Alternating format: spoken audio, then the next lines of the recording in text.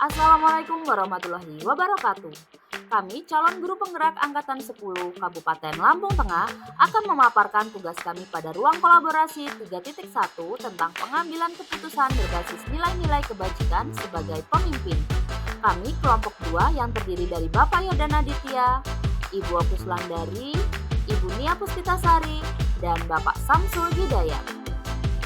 Tujuan pembelajaran CGP dapat berbagi, berkolaborasi, dan menerapkan keterampilan pengambilan keputusan berdasarkan 4 paradigma, 3 prinsip, dan 9 langkah pengambilan dalam pengujian keputusan. Studi kasus berikut, kasus yang telah kami sepakati untuk kami angkat dalam tugas ruang kolaborasi kelompok 2. Studi kasus nyata dari salah satu anggota kelompok yang kami sepakati untuk menjadi studi kasus kelompok untuk dianalisis. Ibu Okis adalah seorang guru di SDN 2 Mojopahit.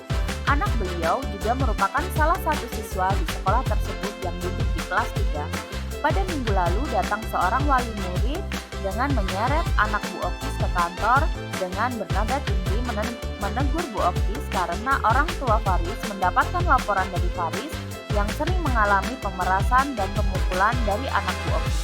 Bu Okis pun melihat anaknya yang diseret ke kantor dengan kondisi menangis dan marah, Beliau merasa terkejut dengan keadaan tersebut karena Bu Okis tidak tahu sama sekali terkait masalah tersebut. Bu Okis menahan emosinya meskipun beliau merasa kasihan melihat kondisi anaknya yang diperlakukan tidak baik sehingga anaknya menangis terseduh-seduh karena anak Bu Okis merasa tidak salah tetapi dimarahi oleh orang tua Faris di depan umum. Namun Bu Okis berusaha mengontrol emosinya karena beliau ingin berlaku adil di hadapan kedua murid tersebut dan meminta orang tua Faris untuk duduk dan membicarakan perihal masalah ini dengan tenang.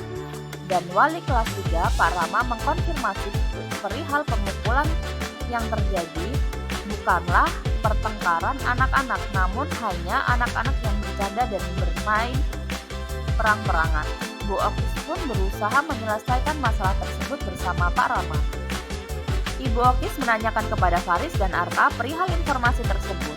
Ternyata yang dimaksud dengan pemerasan oleh orang tua Faris yaitu Arka sering meminta jajan milik Faris dan Arka pun membenarkan hal tersebut karena Bu Okis selalu mengajarkan berbagi dengan temannya.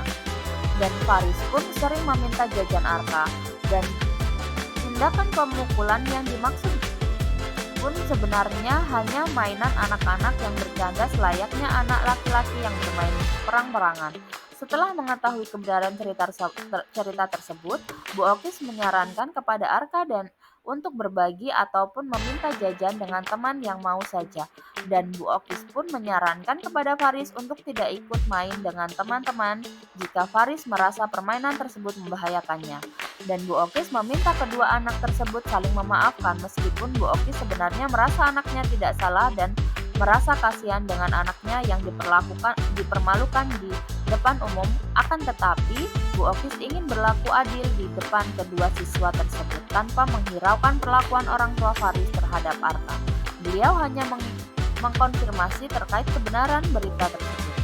Dan setelah itu Bu Okis memanggil Arka untuk menjelaskan terkait tindakan yang tidak membela Arka walaupun yang dilakukan Arka tidaklah salah. 2.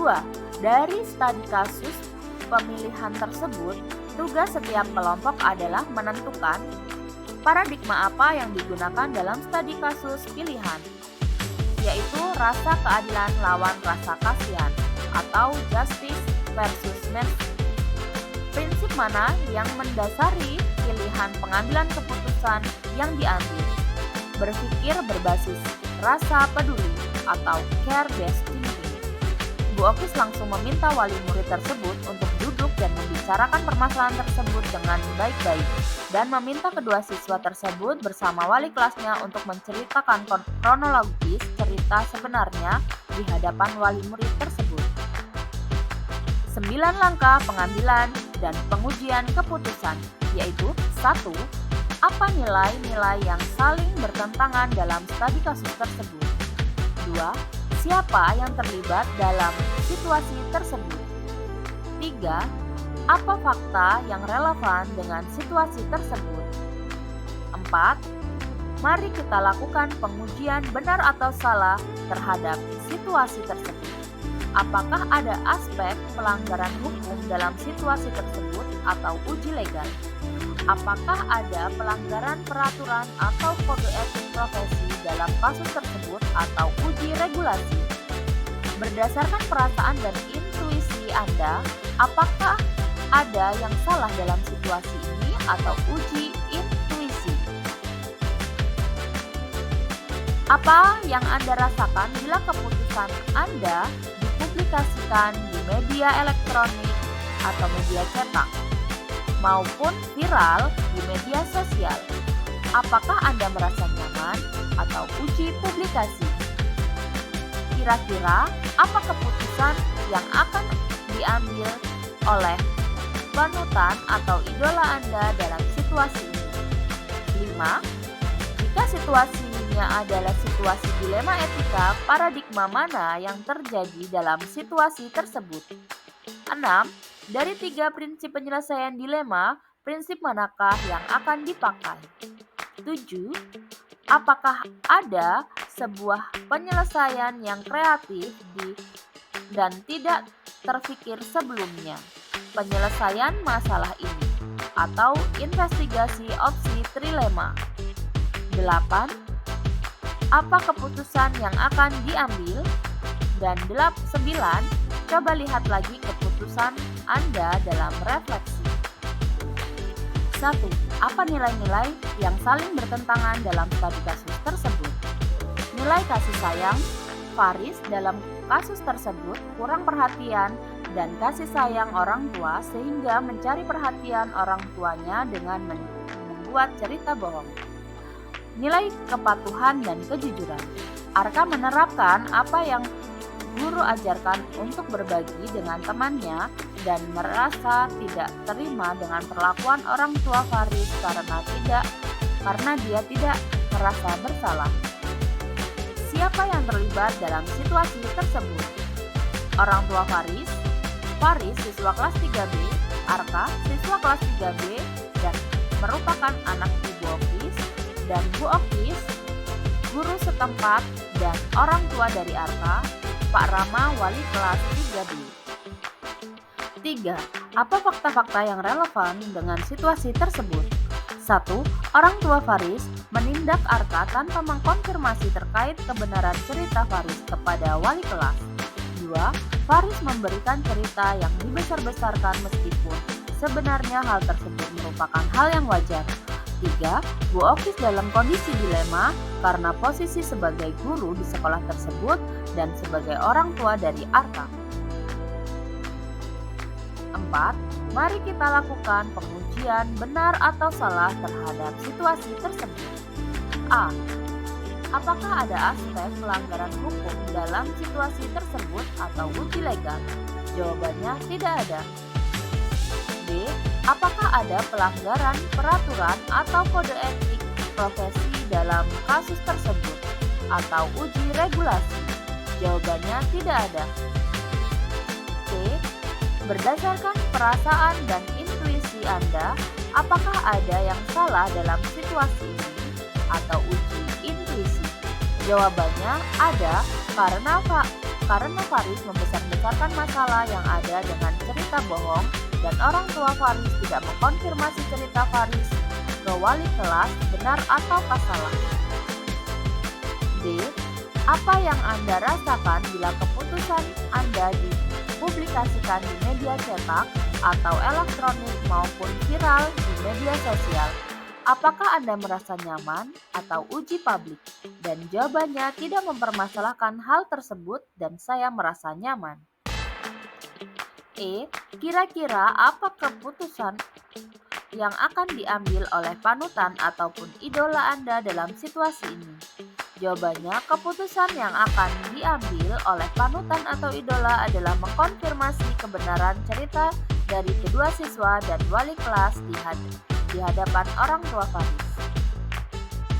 5. Jika situasinya adalah situasi dilema etika, paradigma mana yang terjadi dalam situasi tersebut? Keadilan lawan rasa kasihan atau justice versus mercy, yaitu dalam hal ini Bu Okis harus bersikap adil tanpa memandang Arka yang merupakan anaknya, walaupun dalam hati Bu Okis merasa kasihan melihat Arka yang menangis terseduh-seduh karena diperlakukan oleh orang tua Faris yang memarahi Arka di depan teman-temannya di sekolah. 6. Dari 3 prinsip penyelesaian dilema, prinsip mana yang akan dipakai? Berpikir berbasis rasa peduli atau care-based thinking. Bu Okis langsung menanyakan perihal kebenaran kejadian tersebut kepada wali kelas dan kepada kedua anak tersebut dan menyelesaikan masalah tersebut dengan berusaha bertindak adil terhadap kedua siswa tersebut. 7.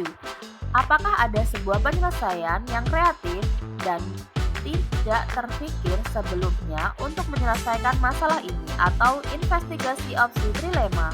Jawabannya ada. Dengan mengontrol emosi meskipun beliau dalam kondisi dihadapkan kepada orang tua murid yang berbicara dengan nada tinggi dan anaknya dibawa ke kantor dalam keadaan menangis karena merasa tidak terima dengan perlakuan orang tua Faris. 8. Apa keputusan yang akan Anda ambil?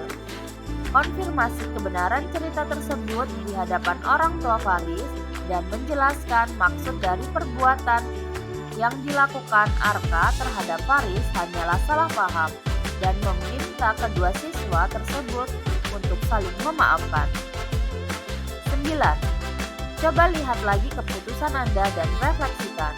Keputusan yang dibuat sudah tepat karena sudah memperhatikan nilai-nilai kebajikan yang dijunjung di sekolah, yaitu kasih sayang, kepedulian, dan tanggung jawab. Pengambilan keputusan dilakukan dengan melibatkan semua pihak agar keputusan yang diambil dapat diterima oleh semua pihak. Hal menarik dan tak terduga.